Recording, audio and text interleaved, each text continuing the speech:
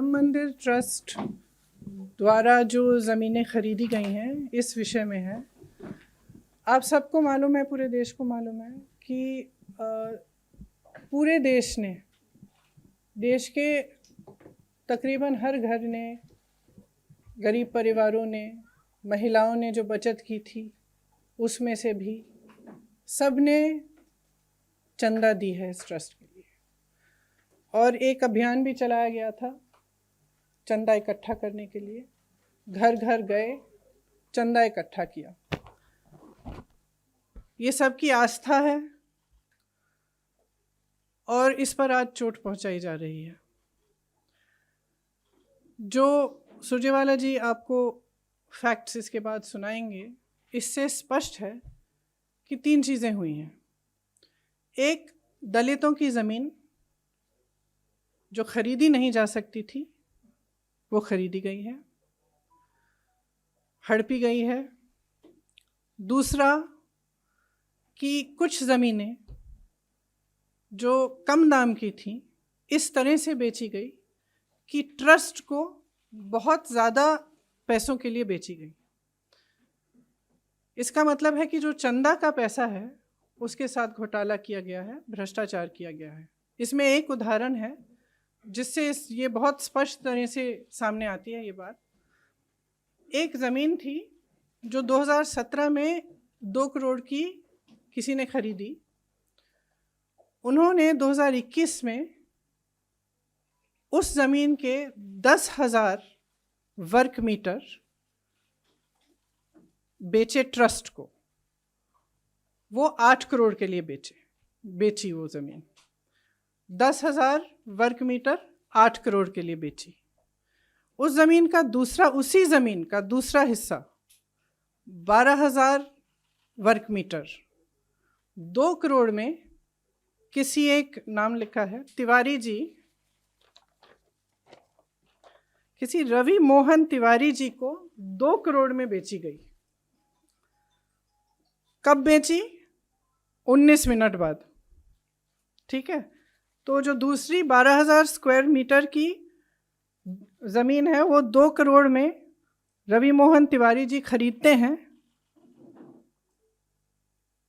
19 minute बाद, इस sale deed में, जो रवि मोहन तिवारी जी की सेल डीड है जिसके ज़रिए वो खरीद रहे हैं ज़मीन, उसमें अनिल मिश्रा जी जो सरसंघचालक हैं आरएसएस के और राम मंदिर ट्रस्ट के ट्रस्टी हैं, वो गवाह हैं। और उसमें दूसरे गवाह कौन है? ऋषिकेश उपाध्याय जो अयोध्या के मेयर साहब हैं। तो ये दोनों गवाह हैं। 5 मिनट बाद रवि मोहन तिवारी जी उसी 2 करोड़ की ज़मीन को 18.5 करोड़ में ट्रस्ट को बेच देते हैं।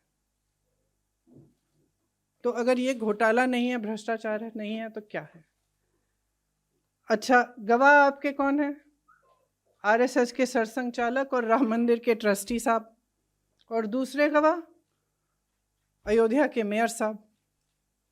आज उत्तर प्रदेश सरकार ने कहा है, या कल कहा था, कि जांच वो नियुक्त कर रहे हैं।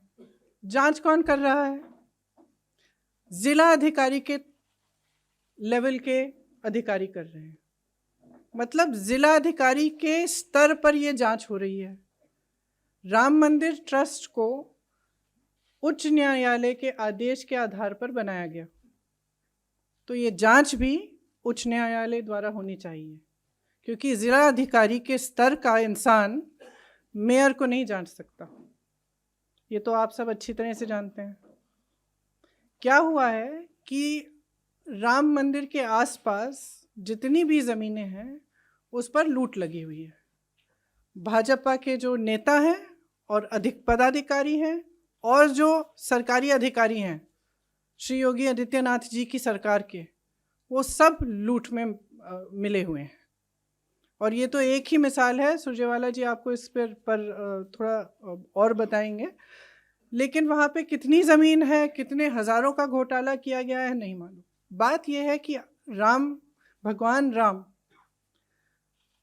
मर्यादा, नैतिकता के प्रतीक थे। सत्य के पथ पर चलने के लिए तैयार। उन्होंने कितना बड़ा बलिदान दिया, किस लिए?